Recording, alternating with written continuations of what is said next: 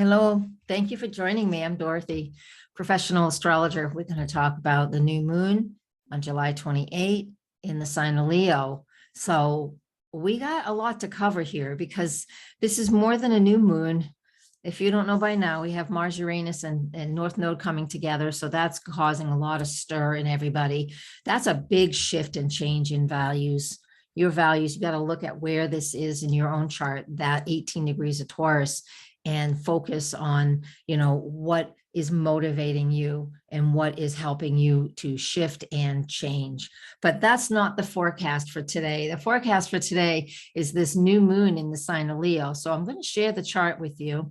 And so you're able to see what I'm looking at as well. Yeah, here we are. Good. So this is the new moon in Leo. That's what it looks like here. And please know it is not, I don't talk about the ascendant, midheaven, or the house placements because we are all somewhere else on this big blue marble of ours in the world.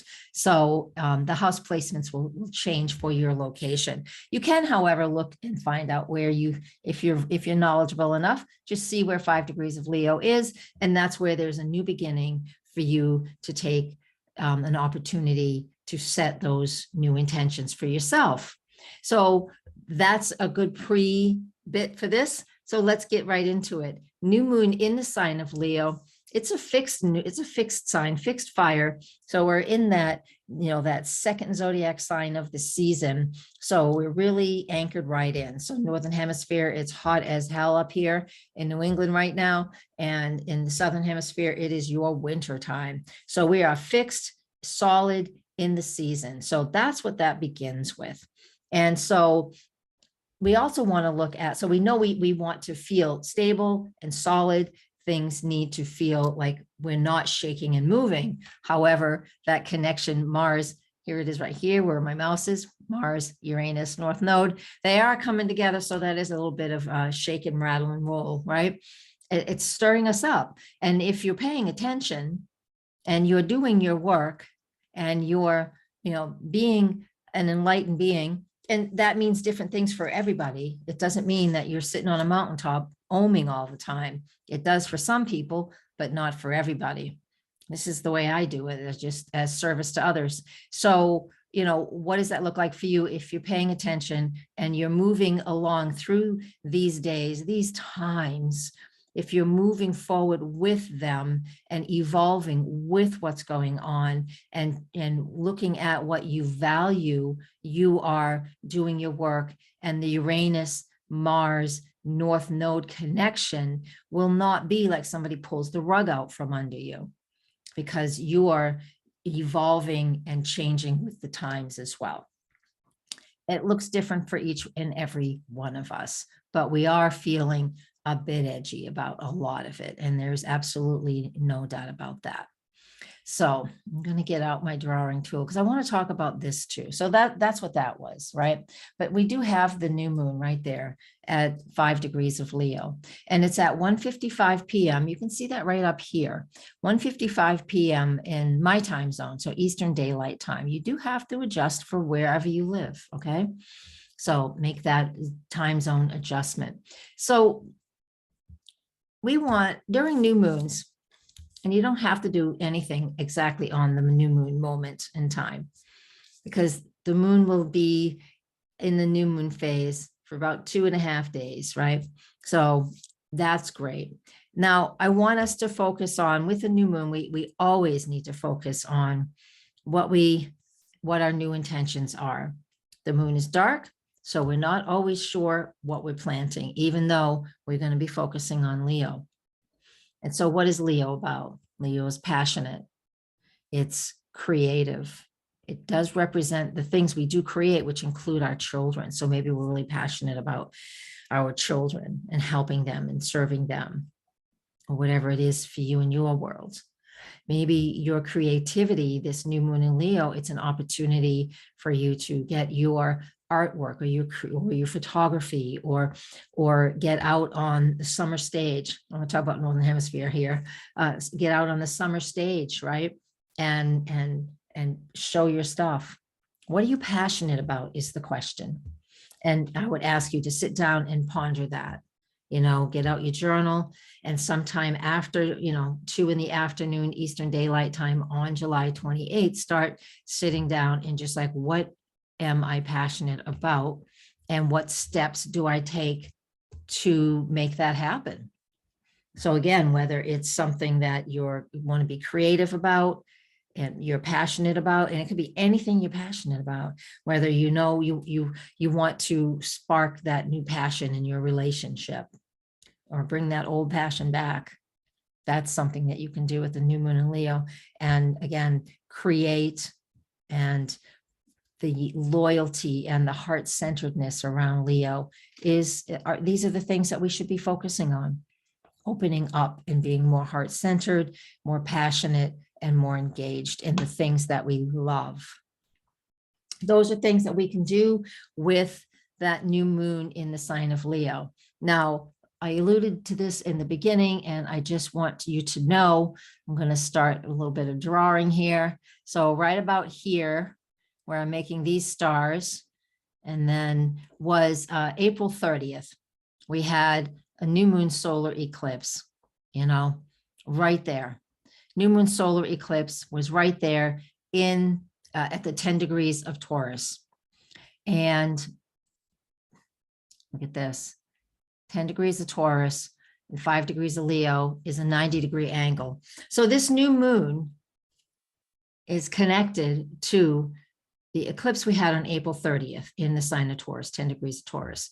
Now, one more step, please. We have on October 25th, another new moon solar eclipse. Eclipses are important, and it's here at 2 degrees of Scorpio, right? So look at that. That's another 90 degrees, because eclipses in a calendar year are always opposite each other, and they will be opposite each other within a few degrees. 10 degrees of Taurus, April 30th. Write these dates down. It's important. This new moon that we're talking about in Leo at July 28th, and then October 25th, another solar eclipse at 2 Scorpio. Okay, this is big because right now with this new moon, the first thing, this is an activation. This happens every year. And I'll tell you, 6 months from July 28, we'll have a new moon over here in Aquarius that will also activate these eclipses. So what is all of this about? I know I've kind of gone deep in this one. I just want you to look back to April 30th. And when we get just until we get to this new moon on July 28. And what happens here is the new moon in Taurus is about, what we love, what we value, and focusing on our finances, our material security, what we love, what we value, that kind of a thing, and how we're evolving in that process. When we get to this halfway point, which is today, which is July 28th, new moon, the halfway point between the two eclipses this year, what it comes down to is like you get to look at right now. I know I rarely say this. Most people don't say this about new moons, but I want you before the new moon to sit down and to go back and look at April 30th. And what was it that you wrote out? What was your intentions? What do you value? How has that changed now? And I want you to, and that way you can see what's worked. It's only been 90 days, just 3 months ago. What has worked, what has not worked from the intentions that you set at this eclipse, April 30th. And you can let go of the things that aren't working anymore. Just scratch them off the list. And now you have a few other things that are still on the list that you can build on. And building on those by, what is it? Am I passionate? Am I still passionate about this? Whatever I started April 30th, or whatever goals you placed out. I want you to be aware of them so you're able to process that. So that's what the first half of this is about. So that's one piece. Again, set those goals in Leo based off of what we've already discussed. And after you've set those goals for a couple of days, since it's July 28, so 29, 30, 31, while Mars and Uranus and North Node are coming closer together, pay attention and be aware, because you're getting some insight into what the eclipse, the Scorpio eclipse, will be about in October 25th. You're getting some insight. So write that down. This is why it's important to journal when we just have those big aha moments, because there's something transforming and changing. And so this is just a process that happens every single year. We have 2 solar eclipses, 2 lunar eclipses, but this is based off of new moon solar eclipses. And again, 3 months after an eclipse, we have a new moon that will be activating the eclipse that was and the one that will be. And then 3 months later, we have the same thing going on. So work on this. I'm going to write this out so it might be a little more easy to follow, and it will be on my blog in another couple of days, but this is going to go up first. So, wow, I know that was a lot, and I'm trying not to overwhelm you.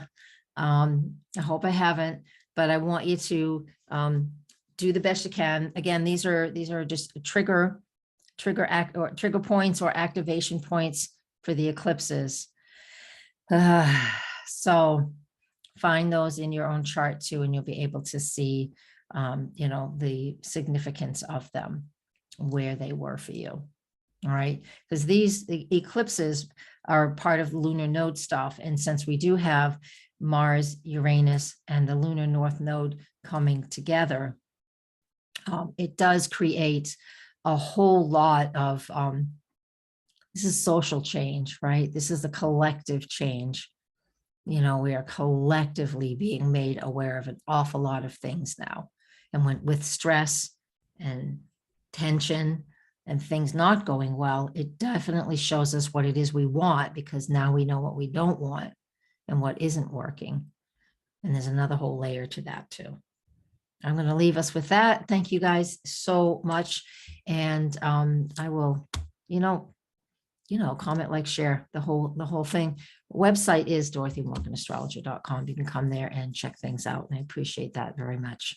Blessings and namaste.